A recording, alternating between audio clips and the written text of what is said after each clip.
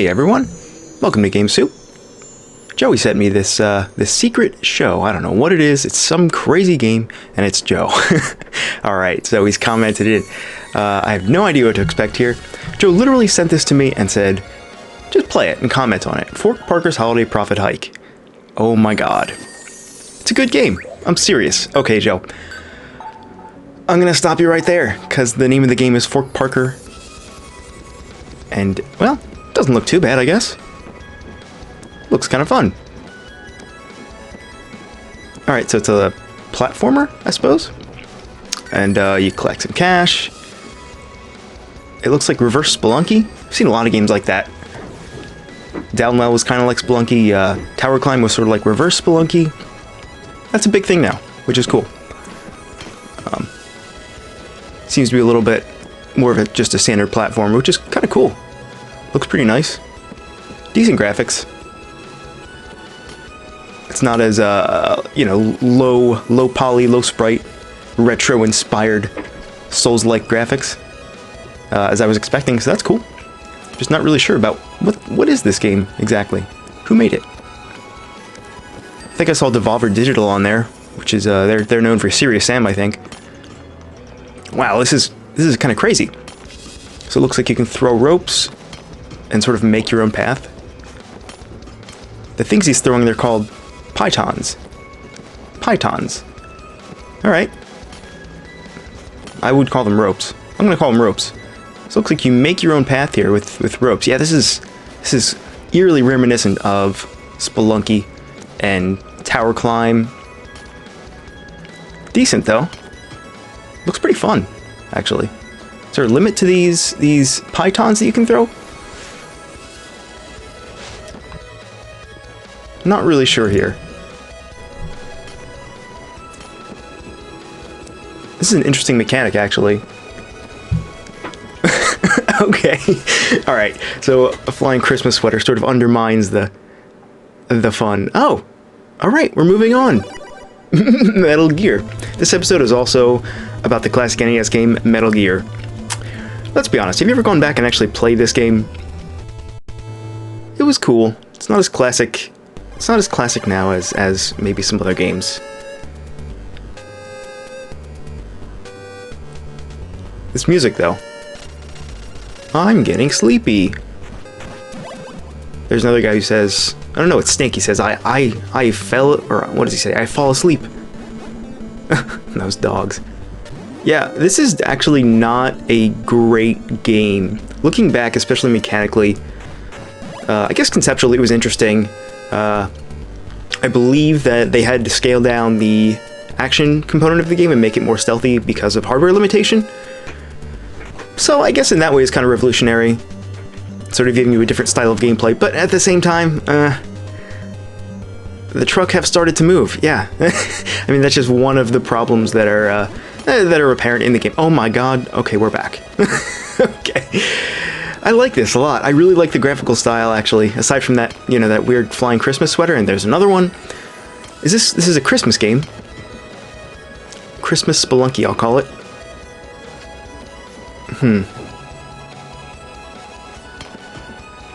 I suppose this is randomly generated, and the goal is just to... Looks like you have a counter there in the bottom left corner, which is just counting how high you can climb. So in that way, it's really similar to Tower Climb. I guess... Probably an endless platformer, I'm guessing. Which is kind of fun. Looks like we're stuck here. I wonder what Joe was thinking when he was recording this. Because I don't know what to think. I think this game was on Steam, actually. I think it was fairly popular, because I definitely heard about it. I wonder if it was on a Steam sale. Okay. Alright, so there's at least checkpoints. And looks like you have one life left here. And there's some Mega Man X style wall sliding, which is kind of cool. Oh, he agrees. Yeah, that is really cool. Thanks, Joe. It's almost like you're here, watching this with me. And just for clarification, Joe is not on vacation. Neither am I. He's just at his house and I'm at my house. There's no reason we couldn't have recorded this. We could not have recorded this in person. It's just a nice little extra Christmas game soup treat, I suppose. I like this. I like the backgrounds here. This too. This reminds me a little bit of, well, Cave Story for one thing. Cave Story has beautiful tile work, and this has similarly good-looking tile work, backgrounds and platforms and such. I like it. Nice little visual shadowing effect there. Oh, okay. All right. This game looks great, actually. The more I see it, the more I like it. So that looks to be physics-based. Okay, those must be enemies, then.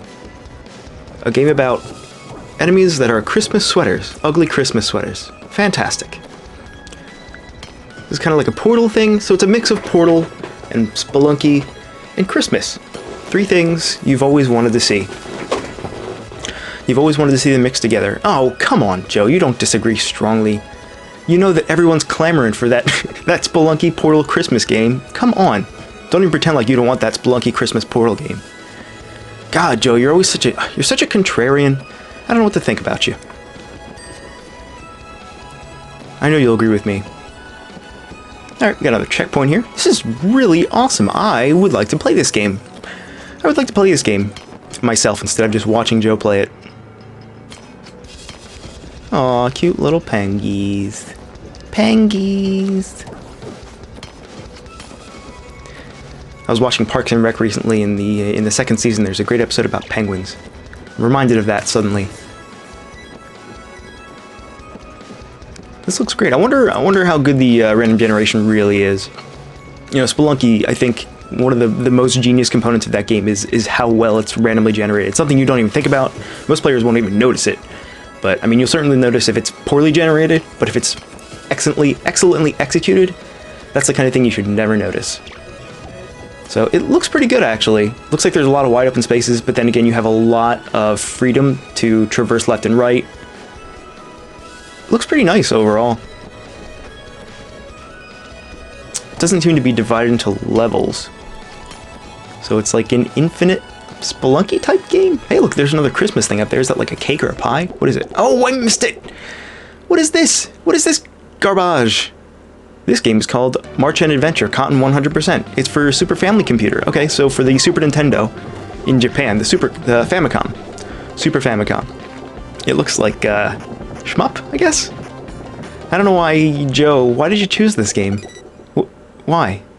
Did you just develop by Success and published by Datum Polystar, released in Japan in 1994? Okay.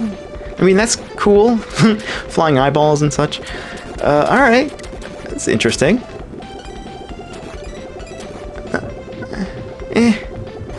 Shmups don't really...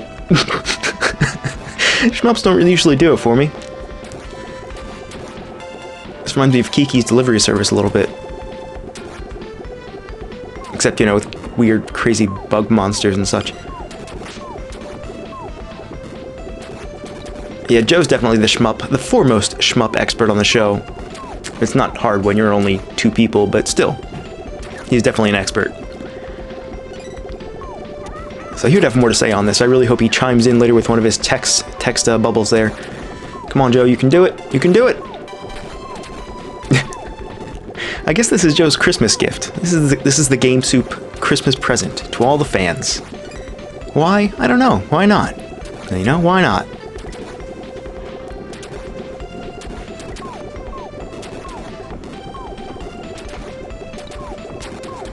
I wonder if this is sort of the precursor, or it was released during the the start of the Q-em-up thing, the fad. Well, it's not really a fad, it's still around. You were definitely correct about that observation. Wow, that's kind of insane, Joe. You always chime in right after I say something.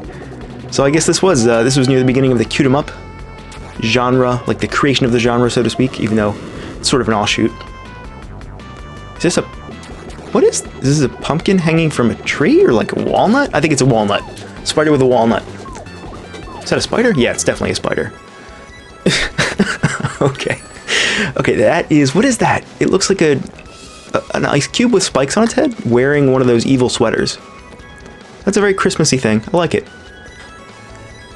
You can't kill it, though. Oh, that's really cool. Fork Parker.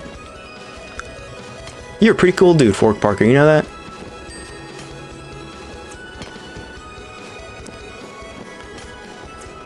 I really like this terrain generation. This is really cool. This is very Cave Story-like right here. Now, all we need is a jetpack.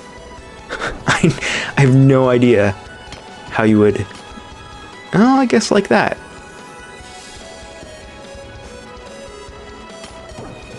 No, not like that. I want Joey to come on the show later and give a little bit of an analysis about how it controls and how the gameplay mechanics really merge together. It seems like it's pretty smooth.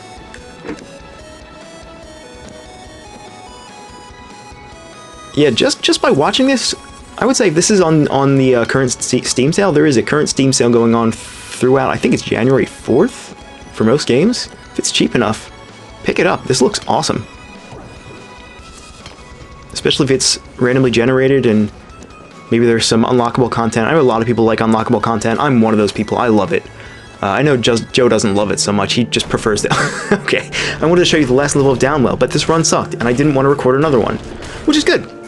That's fine, because we didn't get to see it on the show when we did a wild game on Downwell, which, you know, you can check out on our channel. I think it was about 2 weeks ago. So this is the underwater level of Downwell. I hear it gets pretty insane. Joe told me that. Yeah, I'm sick.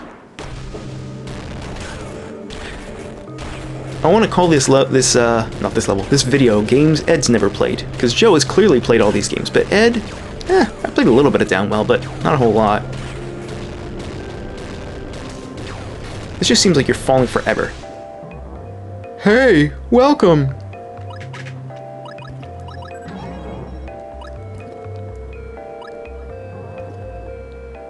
Take this battery. Alright, cool. I like this game. I'm a big fan of this game. I'm surprised that, you know, for how cheap this game was. I think it was like $2 or $3. How, it kind of made an impact, you know? You heard about it on gaming sites, you know, it got reviews on gaming sites, like, you know, several big name sites that you wouldn't expect necessarily to cover a game like this. It's got a great reception on Steam, of course. And a lot of my favorite streamers actually checked it out. If you follow Total Biscuit or Dodger, those are, I'm a big fan of them. I know a lot of people are. If you follow them, you might have seen one of them play it at some point. So this is interesting. So you have an air meter here. And it goes down really quickly. That's really cool. So it looks like this level has the added complexity of requiring you to find air bubbles, just like Sonic 2, which is terrifying, because you're already in a rush to get to the bottom here without getting hit like that. And at the same time, you know, just find some air bubbles. I'm sure it'll be easy. Come on. You don't have enough to do already, right? Oh man, level 3-3. That looks really hard. And more Fort Parker. God, every time we come back to this game, it looks more and more beautiful. Like, look at that interesting shadowing going on when he gets near that that torch up there. Oh, ooh, yeah, you can see it again right here when he jumps. Yeah, that's pretty cool. For a Christmas-themed game, I don't know. When you put this much effort into a game, I'm surprised it has a Christmas theme. Maybe it's just a winter theme. Who knows? No, I mean, it's definitely Christmas, but come on. Wait, did he just place his own checkpoint?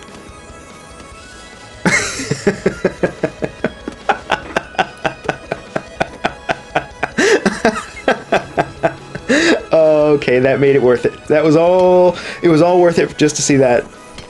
Oh god. Oh man, that's so cool. There's a lot of depth to this, suddenly. It looks to be pretty skill-based as well. As far as... wow. You know, the physics determining, you know, where these pitons will land. Pitons. Yeah. That's really cool. I'm a big fan. I would say this is a pretty cool game, but you know, because it's winter and it's cold and... Okay, I think we should call it soon. Yeah, I guess you're right. Alright. Well, I'm not sure when the video is going to end. Looks like we have about 20 more seconds. So without further ado, I'm not really sure what to call this episode, but we'll upload it as something interesting. This has been Fork Parker's Christmas Extravaganza? Oh, shut up. Shut up, Joe. You agree. This is Fork Parker's Christmas Extravaganza. This is a really cool game. Definitely check this out on Steam. Seems worth it. Alright. Well, thanks for joining us, guys. We'll see you next time here on Game Soup.